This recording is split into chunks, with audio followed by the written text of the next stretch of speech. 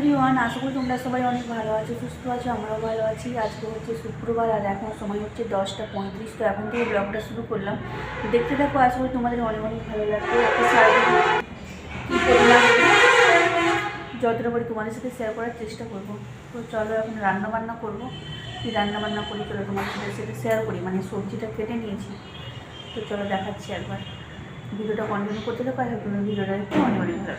আজকে রান্না করব এই যে মাছ দিয়ে আলু দিয়ে ঝোল করব। এই যে আলু, মাছ ঝোলের আলু, আর এটা হচ্ছে চাকা আলু ভাজা, আর এটা আবার ঝুরি ভাজা। ছেলে আবার ঝুরি ভাজা খেতে পছন্দ করে। আর এটা হচ্ছে উচ্ছে ভাজা কট্ট মাছের জন্য। আর ওই যে হচ্ছে মাছের ডিবা বড় বলু, টমেটো কাঁচা লঙ্কা সব কেটে নিয়েছি। আদা জিরা দিয়ে করবো, আমি খাবো না, ছেলে মেয়ে আর কট্ট মশাই খাবে। ঠিক আছে। আজ সকাল সকাল বাজারে গিয়ে দেখো কী কিনে নিচ্ছি। একটা কড়া নিয়েছি, দেখাচ্ছি না। এই যে এই কড়াটা নিয়ে এসেছি নতুন নিরামিষ রান্না করার জন্য। কড়া আছে তবুও এটা ছোটো দেখে নিলাম।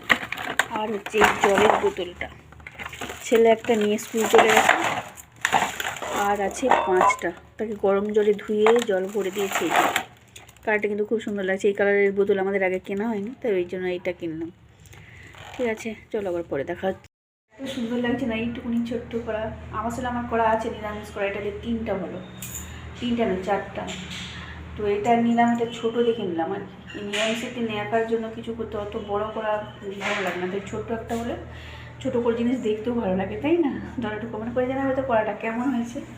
এটা হচ্ছে 3 নম্বর কড়া। এর থেকেও ছোটো আছে, সেটা নিয়ে নিয়েছি, সেটা একবারই ছোটো আছে, ওই জন্য এটা নিয়েছি।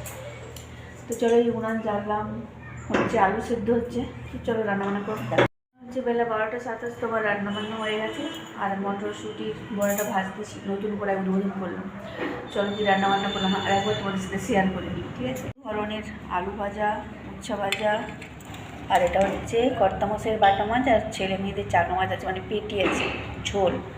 এই রান্না নিরামিষ। আমি ভাত খাবো না। আমি যে মটরশুঁটির বড়াটা ভাজতেছি এই যে নতুন কড়াতে, তার আগে কাঁচকলা আলু সিদ্ধ করেছিলাম, ওই জন্য দেখো কেমন হয়ে গেছে। মানে কাঁচকলার যে কষ, সেটার জন্য এরকম হয়ে গেছে। ঠিক আছে, ওগুলো ভাজবো আর এটা ভাজা হয়ে গেলে। তো চলো আমার পরে দেখা হচ্ছে। এখনও মেয়ে পরীক্ষা দিয়ে আসেনি, পরীক্ষা তো শেষ হয়ে গেছে, অনেকটা দূরে, তো টোটোতে করে আসতে টাইম লাগবে। চলো। করতে মশে দেখো কত বড় একটা তরমুজ এনেছে। কালকে আমাদের এখানে হাট বার ছিল, হাট থেকে তো আজকে খাওয়ার জন্য আর কি, যেহেতু আজকে আমি ভাত খাবো না, ফল খেয়েই থাকবো। এই পেয়ারাটাও কিন্তু অনেক বড়। দেখো তরমুজটা কাটলাম, মোটামুটি ভালো, খারাপ না, খেতেও মিষ্টি ছিল। একবারে জলের না, এই যে পেয়ারা আর তরমুজটা কেটে নিয়েছি, এটাই আমি আজকে এখন খাবো বলে। তো চলো। এখন সময় হচ্ছে বিকাল 4টা 37। তো এখন ছাদে এসেছি, আজকে গাছে জল দেবো আর জামা কাপড় গুড়াবো। আর একটা জিনিস দেখাবো তোমাদেরকে, দেখাচ্ছি চলো। গাছগুলো একবার দেখিয়ে নিই। এখন সব গাছ শুকিয়ে গেছে গরম। ওই পিটুনিয়াটাই হচ্ছে, আর ডালিয়াগুলো তো আর হবে না, মোটামুটি বোঝাই যাচ্ছে। ঠিক আছে, ফুল গাছগুলোতে জল দিতে হবে। আর এই যে দেখো পেয়ারা গাছে ফুল এসে গেছে, দেখো বন্ধুরা, দেখতে পাচ্ছ অনেকগুলো ফুল এসছে। মানে এই দেখো নিচের দিকেও হয়েছে। আর এই জবা গাছটা তো জুয়াই শেষ করে দিচ্ছে। আর লেবু গাছেও দেখো ফুল এসেছে, এই দেখো